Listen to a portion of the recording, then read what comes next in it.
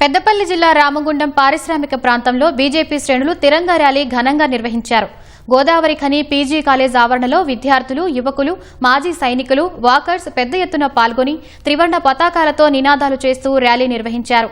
అనంతరం మాజీ సైనికులను బీజేపీ నాయకురాలు కందుల సంధ్యారాణి ఆత్మీయంగా సన్మానించారు. ప్రధాని మోదీ పిలుపు మేరకు ప్రతి ఒక్కరూ తమ ఇంటిపై మువ్వనెల జెండా ఎగురవేసి దేశ ఐక్యత, సమగ్రతను చాటి చెప్పాలన్నారు. భవిష్యత్ తరాలకు భారతీయ సంస్కృతి, సంప్రదాయాలను పంచాలన్నారు.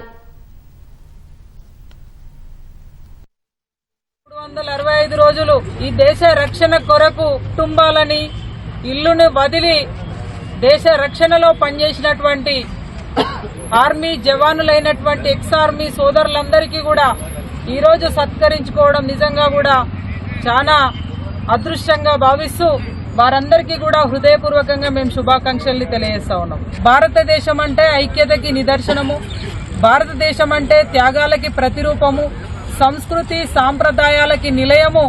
మనము ఈ దేశ సమగ్రతని పెంచుతూ ఐక్యతలో అందరూ కూడా భాగస్వాములు కావాలని వచ్చేటువంటి భావితరాలకి మనం సందేశం ఇవ్వాల్సినటువంటి అవసరం ఉంది.